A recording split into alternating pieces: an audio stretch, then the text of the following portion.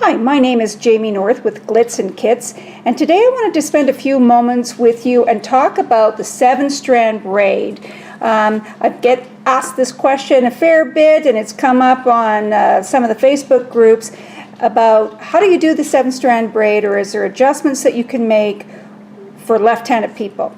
So I do have a short video on the 7-strand braid in general, and you can check that out on my YouTube station, but quick synopsis is you divide your disc. If you're not using a template, the back of your disc you can divide like a pizza with lines straight across, and you label the top slot A, you skip 2 slots, label it B, skip 2 C, skip 2 D, skip 2 E, F, G, until they're all labeled and you've got A to G. I'll show, that'll make more sense to you once you understand the braid structure. Or you can use a template, and the value of the template is it just fits over top of your disc. You don't wear out certain slots because it floats on top of your disc until you put the cords on. You don't have to stick it on or anything like that. So once you decide what's going to work for you, you set your disc up so it doesn't matter which slot, but you have A at the noon position and it goes around to H. So you have 7 cords, 8 slots. You're going to have a cord in every slot except for H.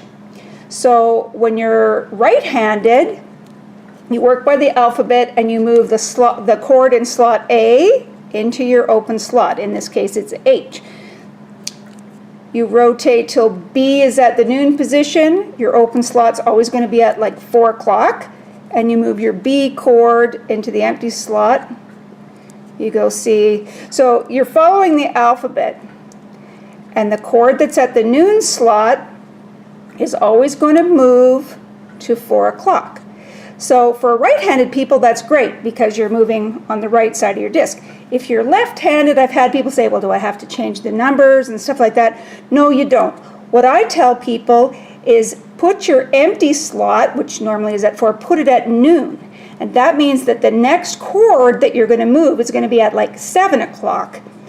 So in this case, the empty slot is D, the last cord I moved. It's at noon, so the next cord I'm going to move is with my left hand. It's from E, and it goes into D. And then I'm going to move the empty slot. This time it's E. The next cord, my left hand, is going to be F, and it's going to be at 7 o'clock.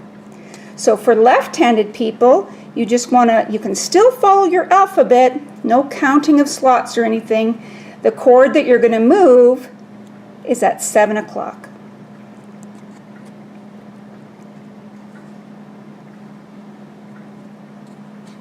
So H is going to go into G. H will now be at the top, and you're back to A. So synopsis, instead of having your empty slot at 4 o'clock and the cord you're moving is at noon, you're going to have your empty slot at noon and the cord you're moving is going to be at 7 o'clock. Now the nice thing about this braid structure, the 7-strand braid, is you can make all kinds of things. It's not better or worse, it just is different.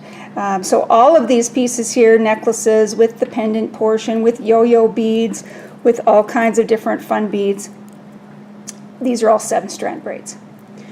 So hopefully that's helped my 7-strand friends, and thanks for listening and checking out glitzandkits.com. Have a great day and happy braiding, everyone.